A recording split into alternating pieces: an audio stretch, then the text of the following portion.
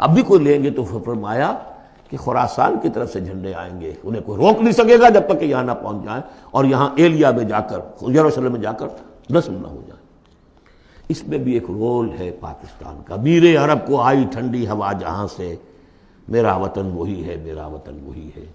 میں نے 3 اسپیکٹ سے تو آپ کو جو ماورائے زمان و مکان فرائض ہیں ایک مسلمان کے، اللہ کے حقوق کے حوالے سے، رسول کے قرض کے حوالے سے، انسانوں کے حقوق کے حوالے سے بیان کیے، اور 3 ہی اعتبار سے پاکستان کا جو اسپیشل رول ہے۔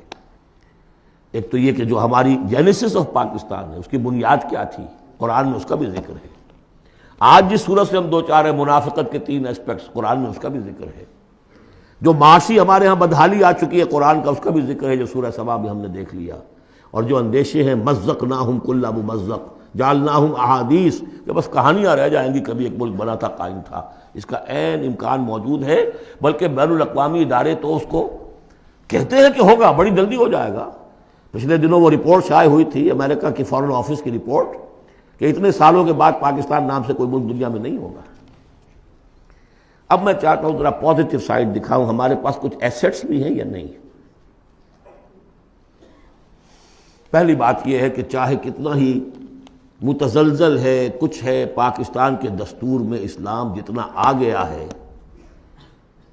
اگرچہ اس کی تکمیل جو ہے بہت مشکل ہے، لیکن اتنے حصے کو بھی نکال دینا کسی کے مائی کے لال کے لیے ممکن نہیں ہے۔ قرارداد مقاصد آئی، اللہ کی حاکمیت کا اقرار ہے، گویا کہ نظام خلافت اصولاً دستوری طور پر پاکستان میں نافذ ہو چکا ہے۔ ایسے جیسے میں مسلمان ہوں، چاہے میں عمل نہیں کر رہا اسلام پر، مسلمان ہوں، ہمارا ہر شخص مسلمان ہے چاہے وہ عمل نہیں کر رہا ہے، اسی طرح پاکستان مسلمان ملک بن گیا ہے جب اس نے کہا sovereignty belongs to him and not to us۔ حاکمیت اللہ کی ہے، اور ہمارے ہاتھ میں جو اختیارات ہیں وہ ایک سیکریٹ ٹرسٹ ہے، اور یہ سیکریٹ ٹرسٹ استعمال ہوگا اسی حاکم مطلق کی دی ہوئی عائد کردہ حدود کے اندر۔ یہ ہے لا الہ الا اللہ، دستوری زبان میں یہ لا الہ الا اللہ، ان الحکم الا للہ لہ الملک۔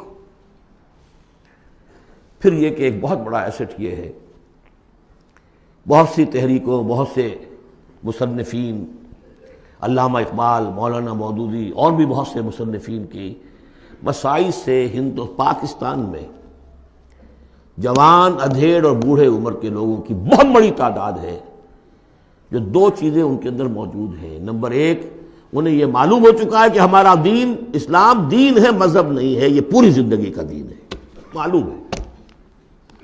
وہ دور گزر گیا جب کہ سمجھا جاتا تھا کہ بس نماز روزہ دین ہے، کچھ لوگ اب بھی ہیں، لیکن یہ معلوم ہے سب کو کہ یہ کل زندگی کا دین ہے۔ عبادت کا مطلب صرف نماز روزہ نہیں ہے، پوری زندگی میں اللہ کی بندگی ہے۔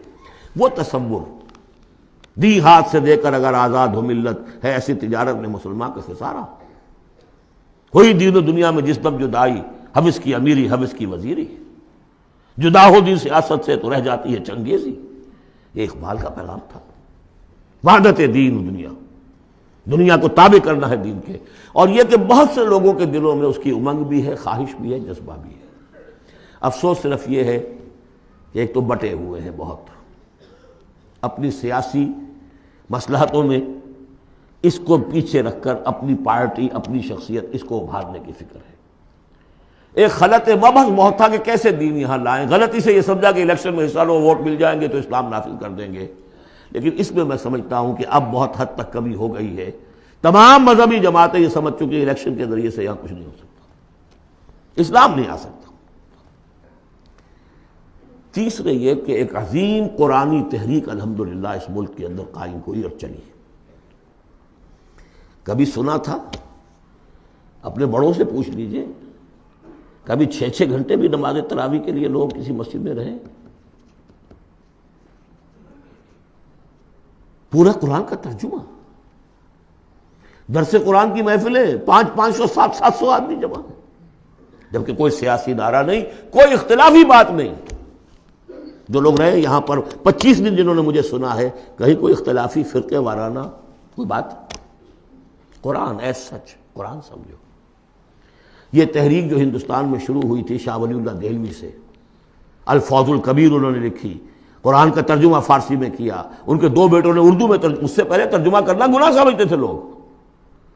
آج بھی بعض لوگ ہیں جو ترجمہ پڑھنے کو گناہ سمجھتے ہیں، بس قرآن پڑھو اور ثواب حاصل کر لو. ہے بہت بڑی جماعت بھی ہے جو یہ کہتی ہے. مسئلہ پوچھنا تو عالم دین سے پوچھ لو، تم خام کا ترجمہ کیوں پڑھتے ہو؟ تمہارے دل میں شکوک و شبہات پیدا ہو جائیں گے. بس پڑھو اور پڑھ کے ثواب لو. یہ شاہ ولی اللہ نے جب فارسی میں ترجمہ کیا، انہیں قتل کرنے کی سازش ہو چکی تھی. اس نے اتنا بڑا جرم کیا، اتنا بڑا گناہ کیا. بلا لیے گئے تھے سرحد کے علاقے سے پٹھان قتل کرنے کے لیے. اور مسجد جو فتح پور کی ہے دہلی کی، جو چاندنی چوک کے ایک سرے پر ہے، وہاں درس حدیث دیتے تھے عصر کے بعد، اور اس کے بعد وہ نکل رہے تھے مسجد میں، باہر وہ کھڑے ہوئے تھے قتل کرنے کے لیے. لیکن کچھ اللہ نے ایسی ہیبت ڈال دی اس وقت ان کے دل پر، کوئی ایسی ان کی شخصیت کا اثر پڑا، وہ حملہ نہیں کر سکے. بہرحال یہ تحریک شروع کی انہوں نے، قرآن کو ایک اوپن کتاب بنایا، کھلی کتاب، پڑھو اس کو، سمجھو اس کو. لیکن الحمدللہ اس کا اگر یہ ملک نہ بنتا تو شاید یہ تحریک ایسی آپ کو یہاں نظر نہ آ سکتی. مواقع ملے ہیں ہمیں، اللہ نے ہمیں سہولتیں دی ہیں. آپ کو معلوم ہے کتنے مہینے تک ہر ہفتے الہدا کا پروگرام جو ہے پورے ملک میں، جو یوں سمجھیے کہ نیشنل حکم پر ایک ہی وقت میں، اور وہ ٹیلی کاسٹ ہوا. غلغلہ ایک پیدا ہو گیا تھا کہ نہیں اسلام قرآن مجید کا. اگرچہ یہ کہ بر وقت جو ہے اس ملک کے اندر جو مغربیت کے پرستار ہیں، جلدی انہیں ہوش آ گیا کہ یہ تو طوفان جو ہے ہمارے لیے مصیبت بن جائے گا، تو اس کے لیے جو بھی کیا وہ آپ کو معلوم ہے.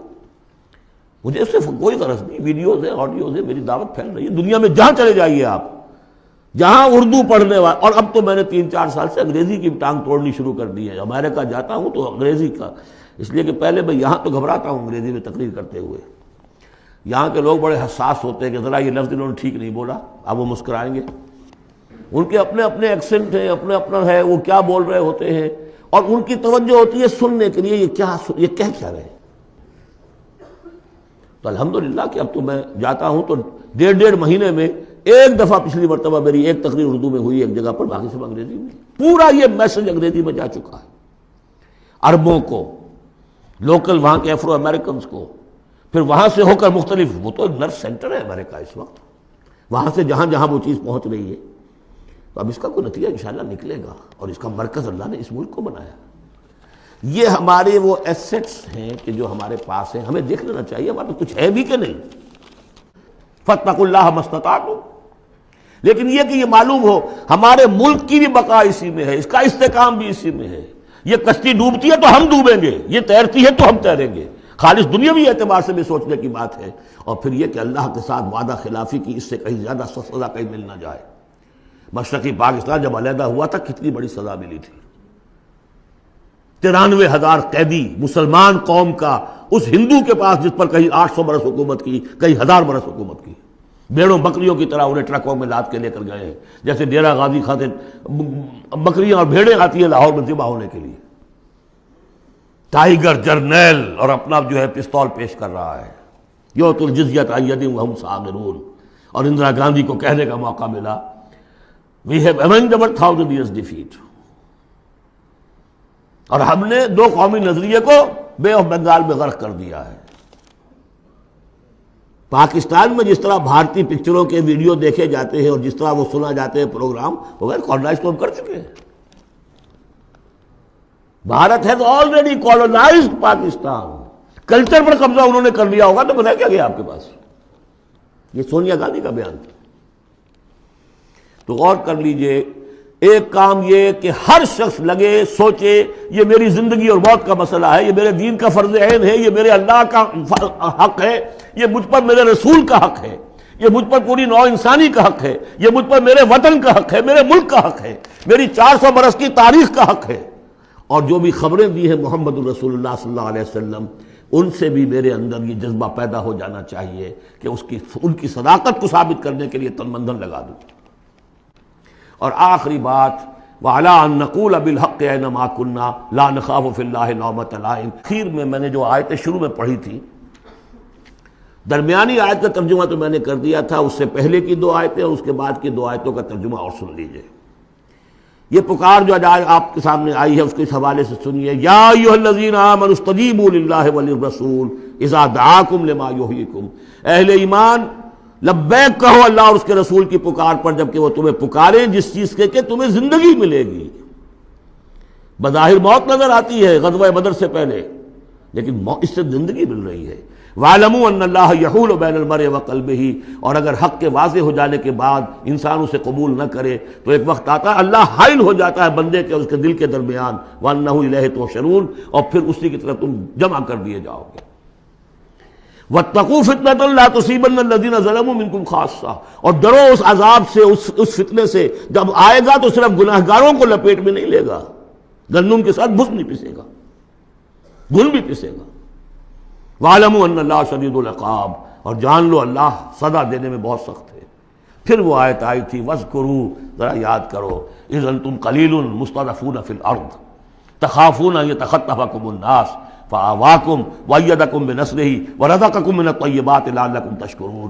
اور اس کے بعد کی دو آیات، یا ایھا الذین آمنوا لا تخونوا اللہ والرسول، اللہ اور اس کے رسول سے خیانت مت کرو، جو وعدہ کیا ہے سمعنا وأطعنا اس کو پورا کرو۔